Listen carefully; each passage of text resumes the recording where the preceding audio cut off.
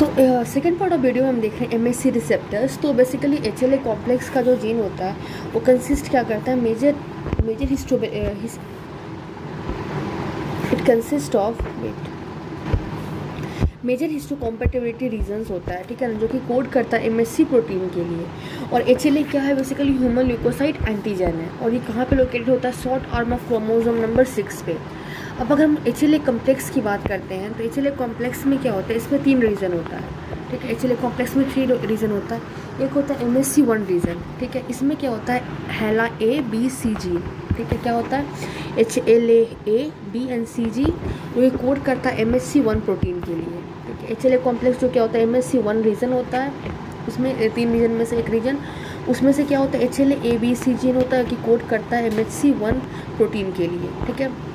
ये कहाँ प्रेजेंट रहता है, ये जितने भी न्यूक्लियोटाइड सेल हैं और प्लेटलेट्स हैं सब जगह प्रेजेंट रहता है। तो दे आर प्रेजेंट इन कहाँ पे, और न्यूक्लियोटाइड सेल और प्लेटलेट में, ठीक है। ये इन्वॉल्व किस लिए होता है, इन द एंटीजन प्रेजेंटेशन के लिए होता है। और एंटीजन प्रेजेंटेशन वो कहाँ पे करता है, CD8 टी सेल में, ठीक है ना। CD8 सेल में प्रेजेंट करेगा जो कि प्रोड्यूस करता है सेल मीडिएटेड इम्यूनिटी, ठीक है। क्या प्रोड्यूस करता है, सेल मीडिएटेड इम्यूनिटी को प्रोड्यूस करता है। तो अगर आप MSC 1 को देखोगे तो वहाँ पे अल्फा 1 है, अल्फा 2 है, अल्फा 3 और एक होता है क्या बीटा 2 माइक्रोग्लोबुलिन, ठीक है। और जो अल्फा 1 और अल्फा 2 के बीच में एक ग्रुप होता है जिसको बोलते हैं एंटीजन बाइंडिंग ग्रुप, ठीक है ना। MSC 1 के लिए होता है अल्फा 1 और अल्फा 2 के बीच में होता है एंटीजन बाइंडिंग ग्रुप, ठीक है। तो स्ट्रक्चर में हमने देख लिया कि MSC 1 जो कंसिस्ट करता है किसको अल्फा चेन, मतलब अल्फा 1 अल्फा 2 और अल्फा 3 प्लस बीटा 2 माइक्रोग्लोबुलिन्स, ठीक है। उसके बाद एचएलए कॉम्प्लेक्स में अगर MHC 3 रीजन बोला था ना, तो अगर सेकेंड रीजन की बात करेंगे तो इसमें इसके लिए जीन होता है HLA, DP, DQ and DR।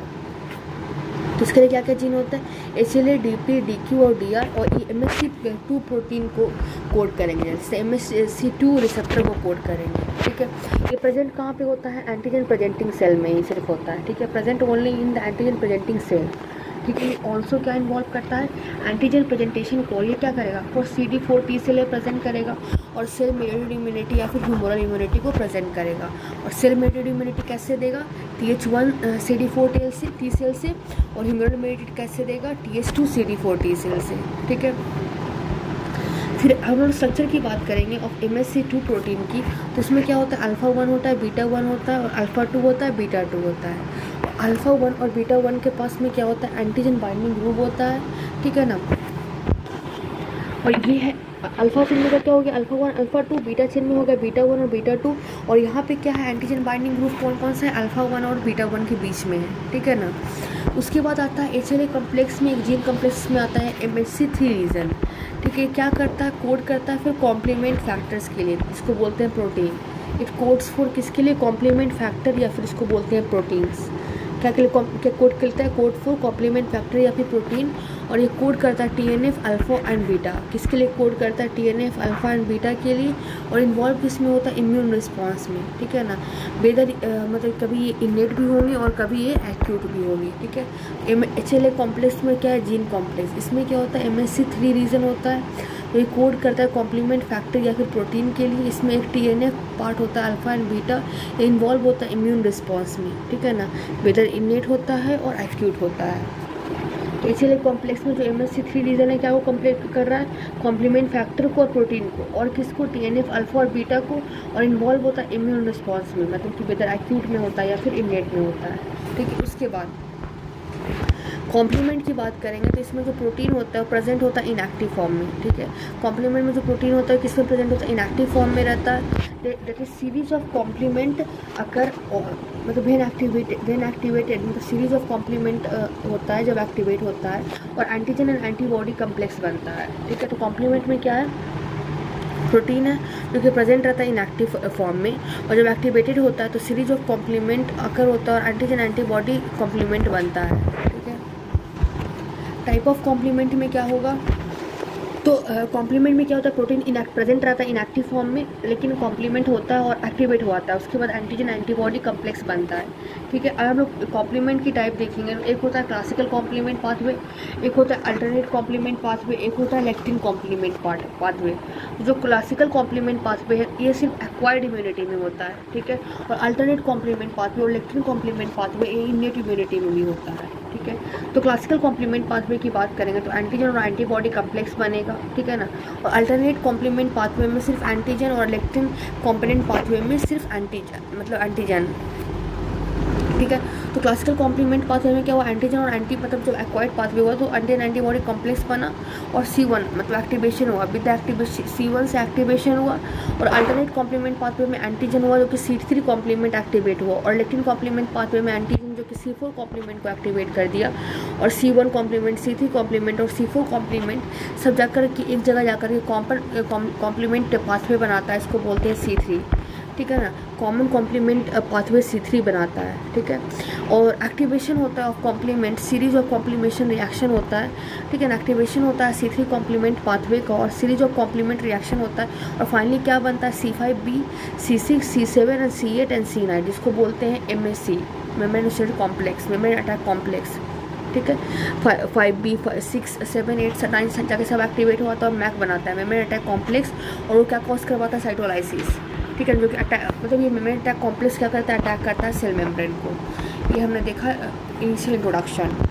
अब हम देखते हैं एंटीजन, ठीक है ना। एंटीजन में क्या होता है, दो प्रॉपर्टी होता है, वी हैव टू प्रॉपर्टी, एक होता है इम्यूनोजेनिसिटी, एक होता है एंटीजेनिसिटी। किसमें होता है, मतलब एक होता है कंप्लीट एंटीजन और एक होता है इनकम्प्लीट एंटीजन। अगर हम लोग कंप्लीट एंटीजन की बात करेंगे तो इसमें दो प्रॉपर्टी होता है, एक होता है इम्यूनोजेनेटिक प्रॉपर्टी और एक होता है एंटीजेनिसिटी, ठीक है। इसमें दो प्रॉपर्टी होता है, एक होता है इम्यूनोजेनिसिटी और एक होता है एंटीजेनिसिटी। तो कंप्लीट एंटीजन में क्या होता है, दो प्रॉपर्टी होता है, एक इम्यूनोजेनिसिटी और एक एंटीजेनिसिटी, और एक होता है इनकम्प्लीट प्रॉपर्टी, ठीक है। अगर हम लोग एंटीजन की बात करें तो इसकी इम्यूनोजेनिसिटी क्या होता है, मतलब कि ability to induce the immune response, ठीक है। इम्यूनोजेनिसिटी क्या होता है, मतलब क्या कितना एबिलिटी है कि वो इंड्यूस करवा सके इम्यून रिस्पांस को, जिसके कारण जो एंटीबॉडीज बनता है किसके अगेंस्ट द एंटीजन, ठीक है। तो इम्यूनोजेनिसिटी क्या होता है कि ability to induce immune response, मतलब एबिलिटी इम्यून रिस्पॉन्स को इंड्यूस करने का, ताकि वो एंटीबॉडी बन सके अगेंस्ट द एंटीजन। उसके बाद एंटीजेनिसिटी क्या होता है, ability to bind with the specific antibody, ठीक है ना।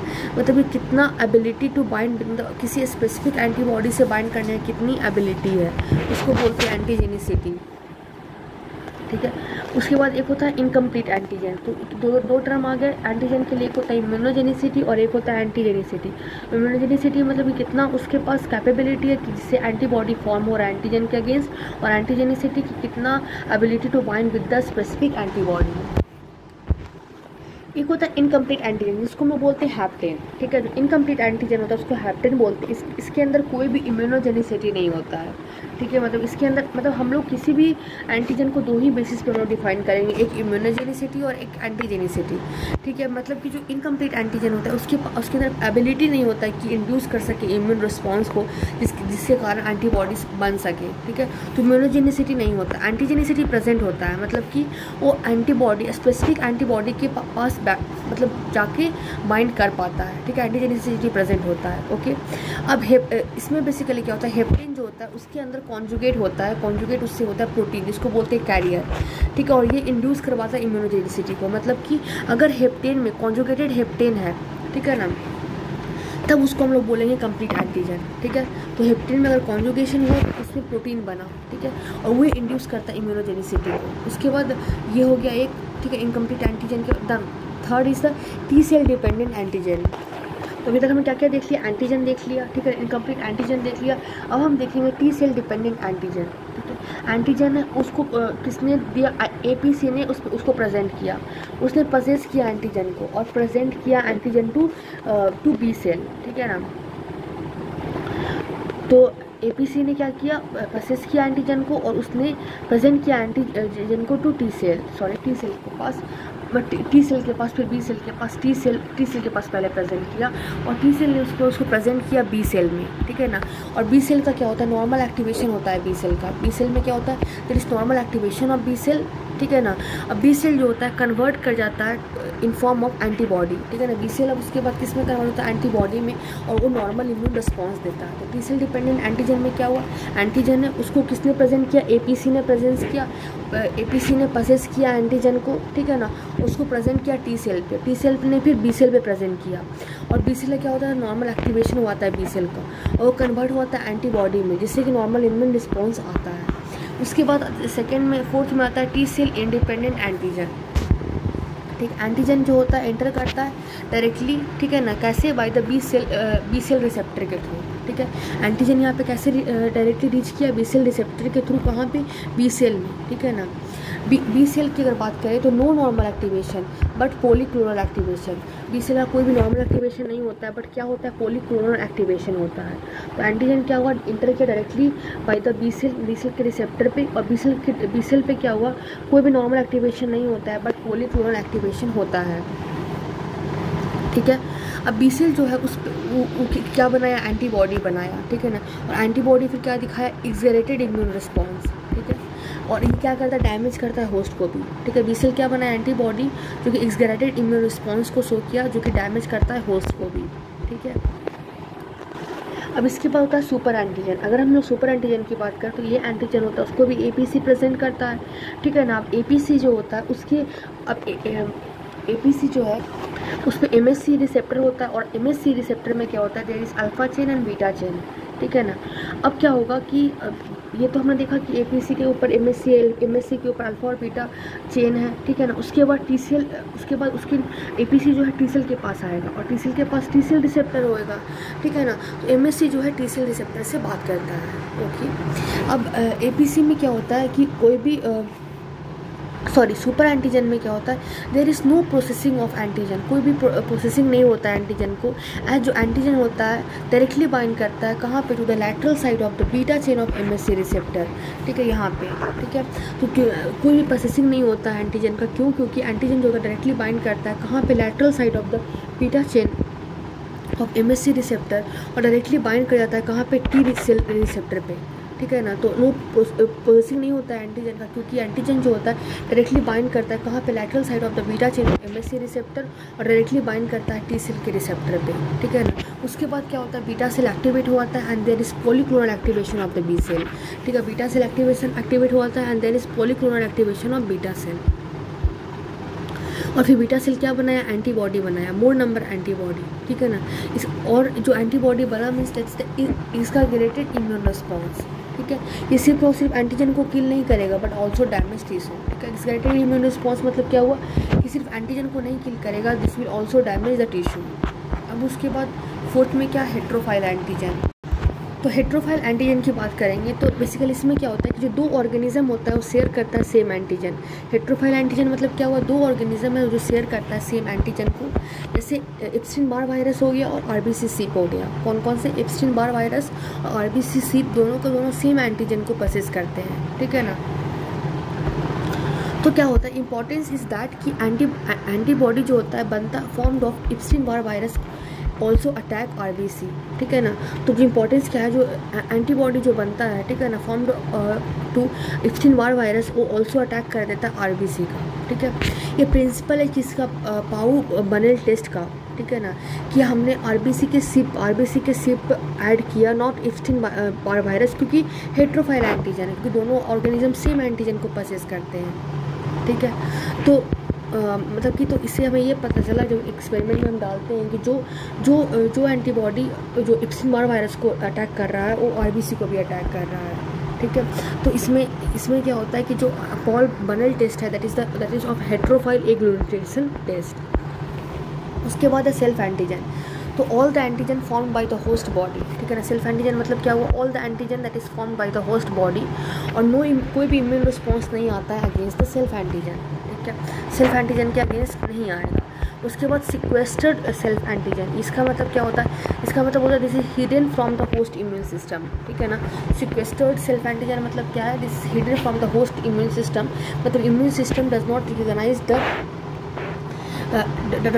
Does not record the penis sperm. ठीक है ना, क्योंकि उनमें कोई भी ब्लड सप्लाई नहीं होता है, सॉरी लेंस स्पर्म। ठीक है ना, इम्यून सिस्टम जो होता है रिकॉग्नाइज नहीं कर पाता है किसको, लेंस को, स्पर्म को, क्योंकि उसमें कोई भी ब्लड सप्लाई नहीं होता है।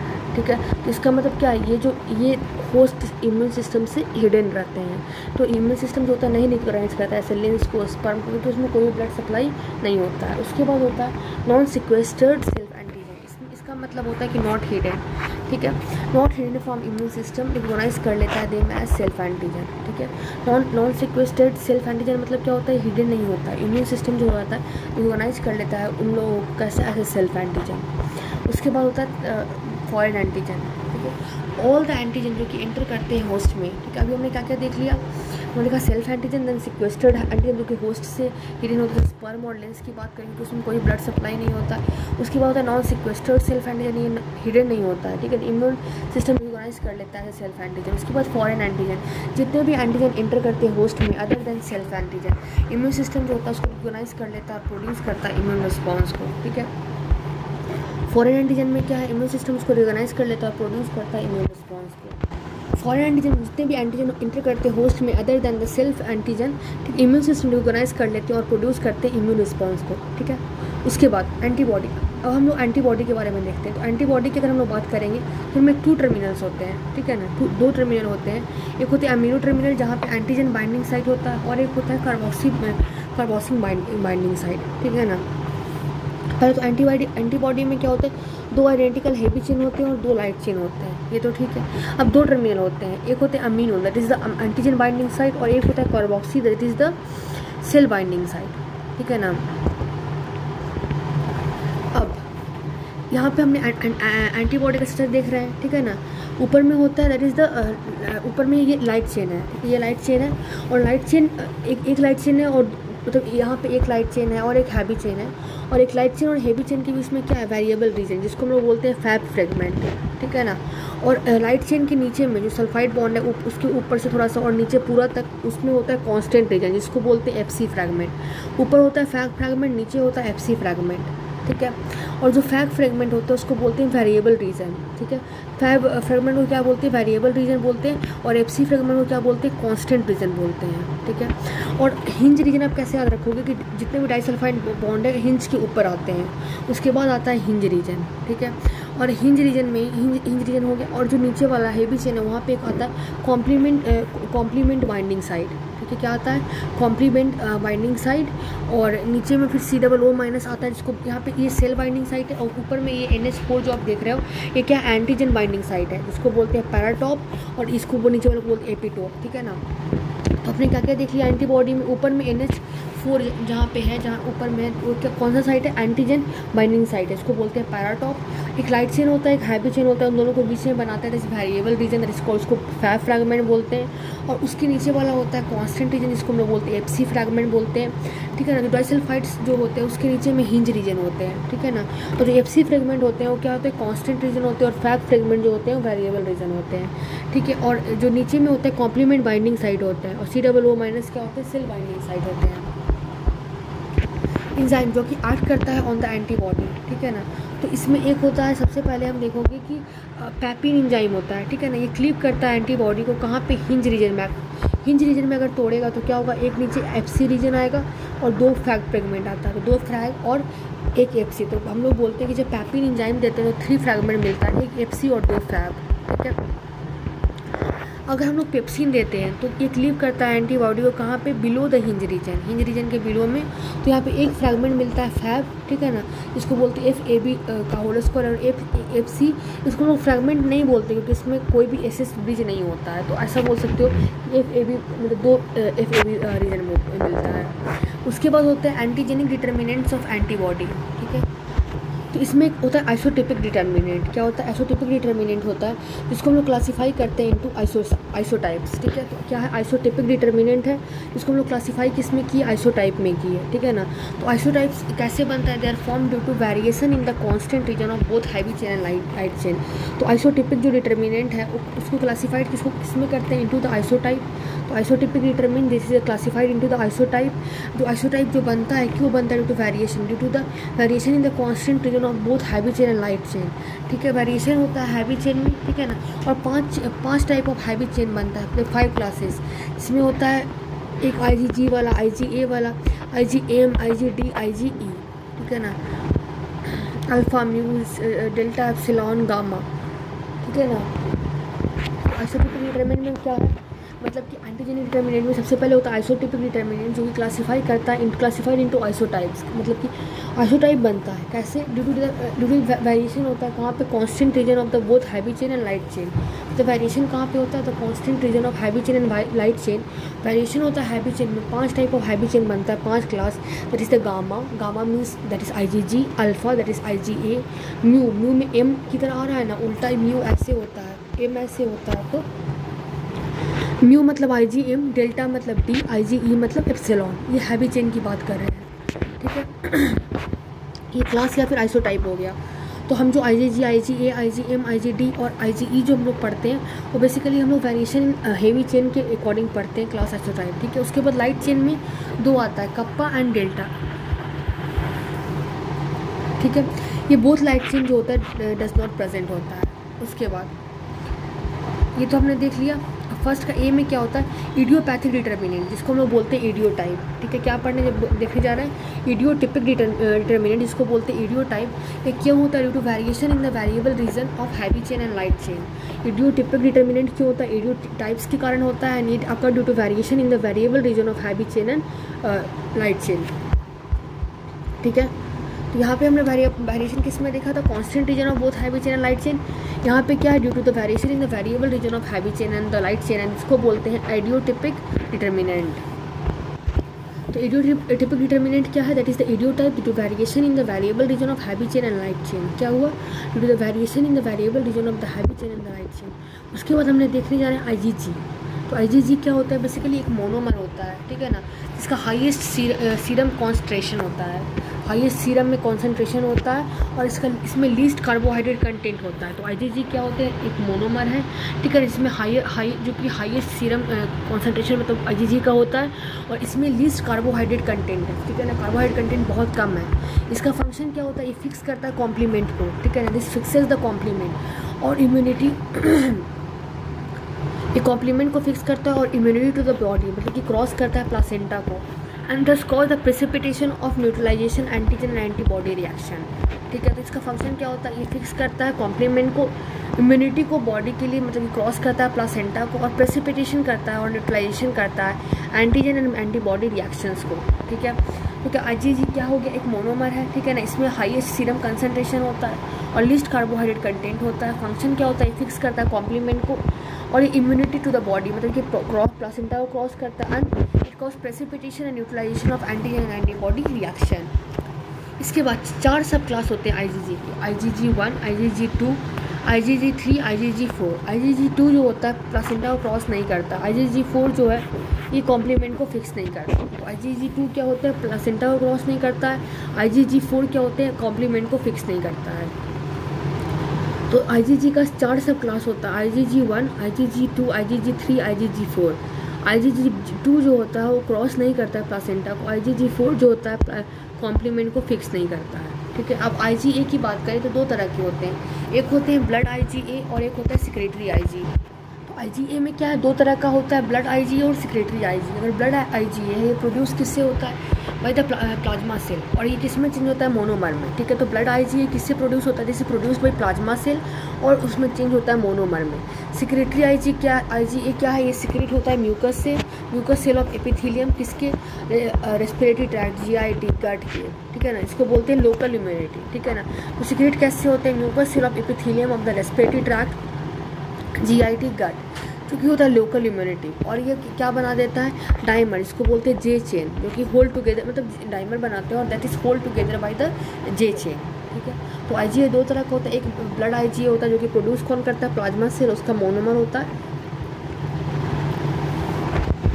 तो IgA 2 तरह का होता है, ब्लड IgA और सिक्रेटरी IgA। ब्लड IgA जो होता है प्रोड्यूस होता है प्लाज्मा सेल से मोनोमर में, और सिक्रेटरी IgA जो होता है सिक्रेट होता है mucus cell of epithelium of respiratory tract से, GIT से, गट से, ठीक है। इसको बोलते हैं लोकल इम्यूनिटी। और ये कैसा बन जाता है, डाइमर में, ठीक है ना। और होल्ड टुगेदर कैसे होता है, बाय द J चेन, ठीक है। फंक्शन क्या होता है, ये कॉम्प्लीमेंट को फिक्स करता है, इम्यूनिटी को बेबी को इम्यूनिटी देता है, और सिक्रेटरी IgA जो होता है वो ब्रेस्ट के मिल्क में होता है, ठीक है। तो इसका फंक्शन क्या होता है, IgA का ये फिक्स करता है कॉम्प्लीमेंट को, ये बेबी को इम्यूनिटी देता है, और सिक्रेटरी IgA जो होता है ब्रेस्ट मिल्क में होता है। उसके बाद IgM की बात करेंगे तो ये पेंटामर होता है, that is a J chain, ठीक है ना। पेंटामर होता है, J चेन होता है, और इसका हाईएस्ट मॉलिक्यूलर वेट होता है, ठीक है ना। पेंटामर है IgM, और इसमें सब J चेन में रहेगा और हाईएस्ट मॉलिक्यूलर वेट रहता है, ठीक है। IgM का फंक्शन क्या होता है, ये फिक्स करता है कॉम्प्लीमेंट को उन लोग की तरह, and that is the agglutination of antigen and antibody reaction, ठीक है। ये फिक्स करता है कॉम्प्लीमेंट को और agglutination of antigen and antibody reaction. IgD जो है वो मोनोमर होते हैं, और IgD और IgM जो होते हैं एक्ट करते हैं सरफेस रिसेप्टर पे, जो कि प्रेजेंट होते हैं B सेल पे, ठीक है ना। IgD और IgM क्या होते हैं, सरफेस रिसेप्टर की तरह एक्ट करते हैं, और प्रेजेंट कहाँ पे होते हैं, B सेल में। तो IgD और IgM जो होते हैं सरफेस रिसेप्टर की तरह एक्ट करते हैं, और प्रेजेंट कहाँ पे होते हैं, B सेल में। अब IgE की बात करेंगे तो ये मोनोमर में होते हैं, और ये कैसे होते हैं, रीअगेन इन द एंटीबॉडी, ठीक है। IgE कैसे होते हैं, मोनोमर में होते हैं और रीगेन एंटीबॉडी। इसका फंक्शन क्या होता है, ये पहला एलर्जिक रिएक्शन करवाते हैं, और ये पैरासिटिक एंटीबॉडी है। तो IgE क्या है, मोनोमर है, दैट इज़ द रीअगेन एंटीबॉडी, और फंक्शन क्या है इसका, पहला एलर्जिक रिएक्शन है, और दूसरा में पैरासिटिक एंटीबॉडी है। अब एंटीजन एंटीबॉडी रिएक्शन की बात करेंगे तो इसमें सबसे पहले है प्रेसिपिटेशन टेस्ट। तो प्रेसिपिटेशन टेस्ट में क्या है कि जब सॉल्यूबल एंटीजन एंटीबॉडी, ठीक है ना, क्या जब सॉल्यूबल एंटीजन एंटीबॉडी रिएक्ट करता है किसके साथ, स्पेसिफिक एंटीबॉडी के साथ प्लस PPT के, तो एक PPT देता है। तो प्रेसिपिटेशन टेस्ट क्या है, जब सॉल्यूबल एंटीजन एंटीबॉडी जो होता है रिएक्ट करता है किसके साथ, स्पेसिफिक एंटीबॉडी के साथ, तो PPT देता है। इसको बोलते हैं फ्लॉक्यूलेशन, ठीक है ना। और अगर PPT फ्लोट करेगा देन इसको बोलते हैं फ्लॉक्यूलेट्स, ठीक है। तो प्रेसिपिटेशन रिएक्शन क्या है, जब सॉल्यूबल एंटीजन AG रिएक्ट करता है स्पेसिफिक एंटीबॉडी के साथ तो PPT देता है, इसको बोलते हैं फ्लॉक्यूलेशन। अगर PPT फ्लॉट करता है तो इसको बोलते हैं फ्लॉक्यूलेट्स, ठीक है ना। और फ्लॉक्यूलेशन क्या है, एक टाइप ऑफ PPT टेस्ट है, ठीक है ना। जब soluble antigen AG plus react करता है स्पेसिफिक एंटीबॉडी से तो PPT देता है, इसको बोलते हैं फ्लॉक्यूलेशन। और अगर PPT फ्लोट करता है तो उसको बोलते हैं फ्लॉक्यूल्स। और फ्लॉक्यूलेशन क्या है, एक टाइप ऑफ PPT टेस्ट है, ठीक है ना। एग्जाम्पल में अगर हम देखोगे ट्यूब फ्लॉक्यूलेशन, जिसको हम बोलते हैं केलिन टेस्ट, ये हम लोग ट्रिप्टोसोम या पैलेडियम के लिए करते हैं। फिर स्लाइड फ्लॉक्यूलेटेशन टेस्ट या रिएक्शन, ये क्या होता है, VDRL या फिर RPR, ठीक है। ट्यूब PPT क्या है, लैंसफील्ड ग्रुपिंग, इसको बोलते हैं स्ट्रेप्टोकोकस, ठीक है। Ring PPT test that is for Ascoli thermo PPT, ठीक है ना। और रिंग PPT बनता है रिंग में, इसको बोलते हैं रिंग PPT टेस्ट। और जो Ascoli thermo PPT for antigen capsule और बैसिलस एंथ्रेक्सिस, ठीक है। उसके बाद है ये सब हम लोग क्या पूरा प्रेसिपिटेशन टेस्ट पढ़ रहे हैं। और प्लेट प्रेसिपिटेट में ELE की gel PPT for diagnosis of corynebacterium diphtheria. और जेल PPT में क्या होता है, इम्यूनोडिल्यूशन होता है, ठीक है ना। उसके बाद सेकंड में आता है एग्लूटिनेशन टेस्ट रिएक्शन, ठीक है। इसमें क्या होता है, पार्टिकुलेट एंटीबॉडी होता है और स्पेसिफिक एंटीबॉडी होता है। तो उसमें क्या होता है, क्लम्प्स आर फॉर्म, ठीक है। और जो पार्टिकुलेट एंटीजन होता है उसको बोलते हैं नॉट सॉल्यूबल एंटीजन। तो पार्टिकुलर एंटीजन क्या होते हैं, नॉट सॉल्यूबल एंटीजन होते हैं, प्लस स्पेसिफिक एंटीबॉडी होते हैं, तो उससे क्लम्प्स बनता है।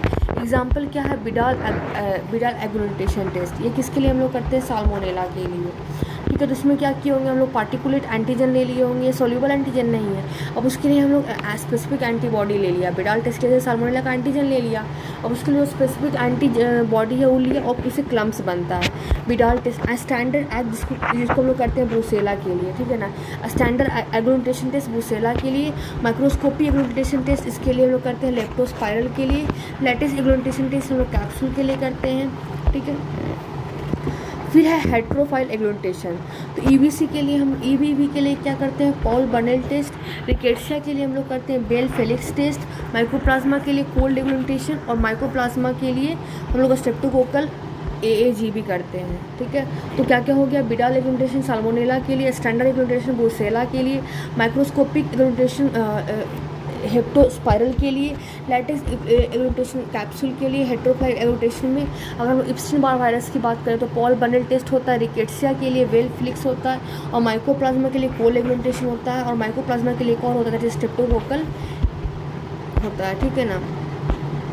अब थर्ड में न्यूट्रलाइजेशन टेस्ट। तो न्यूट्रलाइजेशन टेस्ट की बात करेंगे तो टॉक्सिन एक होता है टॉक्सिन न्यूट्रलाइजेशन टेस्ट और एक होता है वायरल न्यूट्रलाइजेशन। क्या क्या होता है? टॉक्सिन न्यूट्रलाइजेशन टेस्ट और एक होता है वायरल न्यूट्रलाइजेशन।